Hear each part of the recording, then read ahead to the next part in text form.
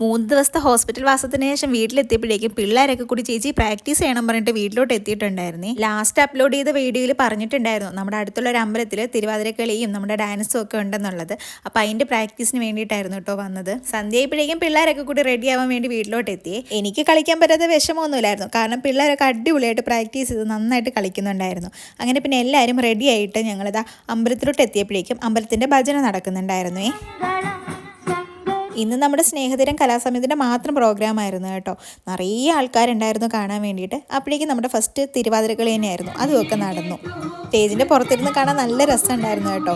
പിന്നെ നമ്മുടെ കുഞ്ഞ് ആർദ്രക്കുട്ടി പാട്ട് പാടിയും നമ്മുടെ സ്നേഹതീരത്തിൻ്റെ യേശുദാസായ സന്തോഷമായിട്ടും നല്ല അടിപൊളി ഒരു പാട്ടൊക്കെ പാടിയിട്ടുണ്ടായിരുന്നു കേട്ടോ. പിന്നെ നമ്മുടെ പിള്ളേരുടെ ഒരു സെമി ക്ലാസിക്കൽ ഡാൻസ് നാടകത്തിനും എനിക്ക് പറ്റാത്തതുകൊണ്ട് എൻ്റെ ഫ്രണ്ട് രേഷ്മ കേട്ടോ ചെയ്തത്. അങ്ങനെ എല്ലാ പരിപാടികളും അടിപൊളിയായിട്ട് കളറായിട്ട് കഴിഞ്ഞു. അങ്ങനെ പിന്നെ ഞങ്ങൾക്ക് കിട്ടിയ സ്ഥലത്തിരുന്ന് ഞങ്ങൾ ഫുഡൊക്കെ കഴിക്കാൻ വേണ്ടിയിരുന്നു. പിന്നെ എല്ലാവരും എൻ്റെ സുഖവിവരം അന്വേഷിക്കലും പിന്നെ കുറച്ച് പേരുടെ ഉപദേശമൊക്കെ കിട്ടിക്കഴിഞ്ഞ് ഞാൻ അങ്ങനെ വീട്ടിലേക്ക് പോന്നു. അപ്പോൾ ഇന്ന് അത്രയേ ഉള്ളൂ. Tata bye bye.